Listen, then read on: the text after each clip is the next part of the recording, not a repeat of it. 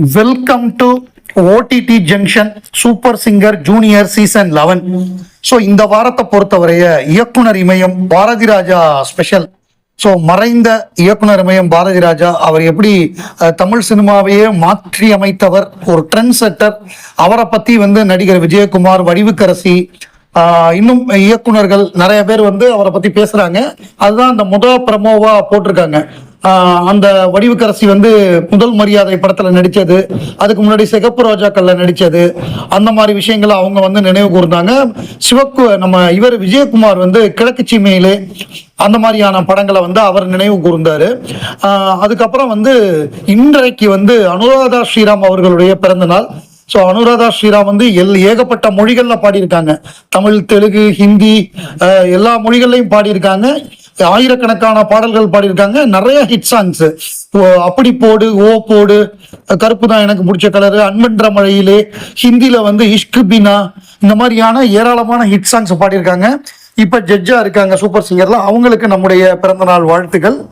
அதே மாதிரி உன்னிகிருஷ்ணன் அவர்களுக்கும் இன்னைக்கு பிறந்த நாள். உன்னிகிருஷ்ணன் கர்நாடிக் மியூசிக்லயும் பெரிய ஆளு, பிளேபேக் சிங்கராகவும் ஒரு கலக்குனவர்.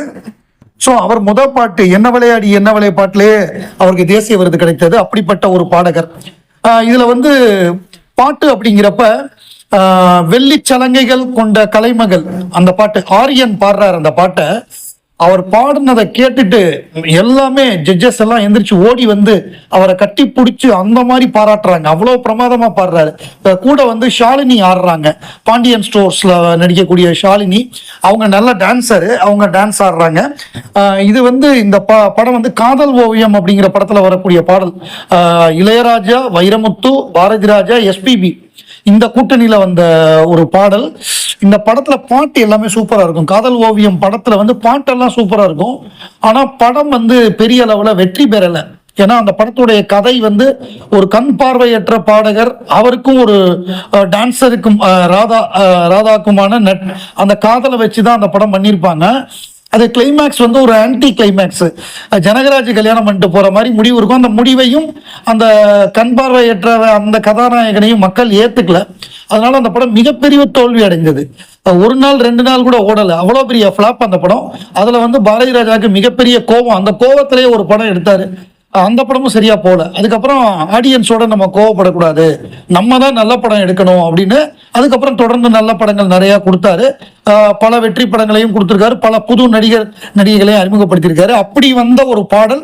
ஆனா இந்த படத்துல பாட்டு எல்லாமே பிரமாதமா இருக்கும். சங்கீத ஜாதி முல்லை, வெள்ளிச்சலங்கைகள் கொண்ட கலைமகள், அந்த மாதிரியான அந்த டோட்டல் ஆல்பமே ஹிட். அதுல இந்த பாடலை ஆரியன் பாடுற அந்த விதமா இருக்கட்டும், அவர் குரலா இருக்கட்டும், எல்லாமே ரொம்ப பிரமாதமா இருந்தது. கோல்டன் ஷவர் அவருக்கு நிச்சயமா கிடைச்சிருக்கும். கோல்டன் வாய்ஸ் ஆஃப் த வீக்காவும் அவர் தேர்ந்தெடுக்கப்பட்டா கூட ஆச்சரியப்படுறதுக்கு இல்லை, அந்த அளவு பிரமாதமா பாடுறாரு ஆரியன்.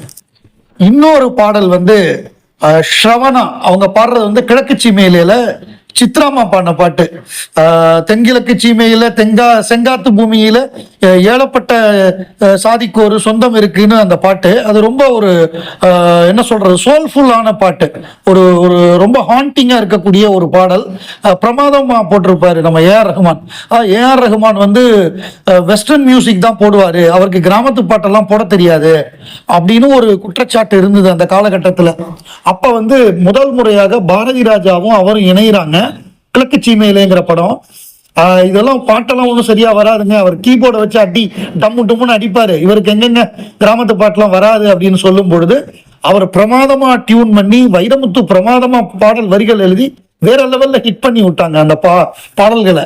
அந்த படத்துக்கு பேக்ரவுண்ட் ஸ்கோரா இருக்கட்டும், அந்த பாடலா இருக்கட்டும், ஆத்தங்கர மரமே அரசமர அந்த பாட்டு, மானூத்து மந்தையில மாங்குட்டி பெத்தமையிலே அந்த பாட்டு, அந்த மாதிரி எல்லா பாட்டுமே பெரிய ஹிட் ஆகி ஒரு பரபரப்பை ஏற்படுத்தி விட்டுருச்சு. அது மட்டும் இல்லாம கருத்தம்மா படத்துல நேஷனல் அவார்டெல்லாம் வாங்கக்கூடிய அளவுக்கு அந்த மாதிரி பாட்டெல்லாம் போட்டு, போராளை பொண்ணு தாயி புலபுலவென்று கண்ணீர் விட்டு அந்த பாட்டெல்லாம் வேற லெவல்ல ஹிட் பண்ணி, தென்மேற்கு பருவக்காற்று அந்த பாட்டு, இந்த மாதிரி வரிசையா ஹிட் பண்ண உடனே அந்த இது மறைஞ்சிருச்சு. ரஹ்மானால எல்லா பாட்டும் போட முடியும், ஆனா மற்ற இசையமைப்பாளர்களால ரஹ்மான் பண்ற அந்த சூஃபி மியூசிக் பண்ண முடியுமா அப்படின்னு எதிர்கேள்வி கேட்டாங்க ரஹ்மான் ஃபேன்ஸ்.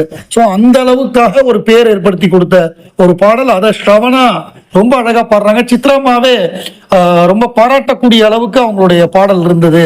அப்படின்னா அவங்க ரொம்ப சிறப்பா பாடினாதான் அவங்க அந்த அளவு பாராட்டுவாங்க. அவங்களுக்கும் கோல்டன் ஷவர் கிடைச்சிருக்கும்னு நினைக்கிறேன். இப்போ வர வர Shravana every week she is getting better. ஒவ்வொரு வாரமும் சிறப்பாக பாடுறாங்க. இவங்க கிட்ட ஃபைனல் வரை போவாங்கன்னு எதிர்பார்க்கலாம்.